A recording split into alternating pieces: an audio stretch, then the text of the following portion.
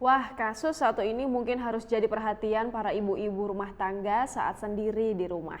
Gak ada angin, gak ada hujan, seorang ibu rumah tangga yang tengah santai di kamar dan bermain dengan ponselnya malah mendadak dapat kekerasan hingga babak belur dari tetangganya sendiri yang tiba-tiba masuk ke rumahnya. Saat kejadian, suami dan anak korban tengah berada di luar rumah. Seorang ibu rumah tangga menjadi korban penganiayaan oleh tetangganya. Peristiwa itu terjadi di Gampong Paloh Bate, Kecamatan Dewantara, Aceh Utara pada Sabtu 17 April 2021 malam.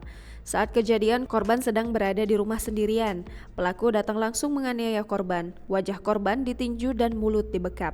Adik kandung korban, M. Fazil, kepada Serambi pada Senin 19 April 2021 mengungkapkan, pada Sabtu 17 April 2021 malam korban sedang sendirian dalam rumahnya karena suami dan anaknya sedang keluar rumah.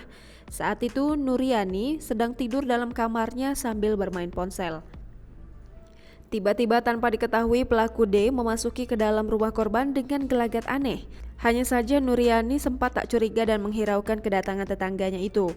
Lantaran korban menyangka itu adalah anaknya yang baru pulang. Dalam keadaan sedang lalai, tiba-tiba pelaku D memasuki kamar dan menarik ujung kaki korban seraya menendang dan meninju wajahnya. Mendapat pukulan secara tiba-tiba, korban mencoba berteriak minta tolong, tapi itu tidak bisa dilakukan karena mulut korban dibekap oleh pelaku. Pun begitu, Nuriani terus memberikan perlawanan. Akhirnya, korban bisa berteriak yang mengundang perhatian warga sekitar dan langsung datang untuk mencoba memberi pertolongan ke rumah korban. Karena ketakutan dan ketahuan, akhirnya pelaku D melarikan diri dari rumah itu. Fazil mengaku korban selama ini tidak begitu kenal dengan pelaku D dan sama sekali tidak pernah berkomunikasi, sehingga tidak pernah sama sekali punya masalah dengan pelaku. Oleh karena itu, korban merasa aneh kenapa dirinya menjadi sasaran pemukulan atau penganiayaan tanpa sebab.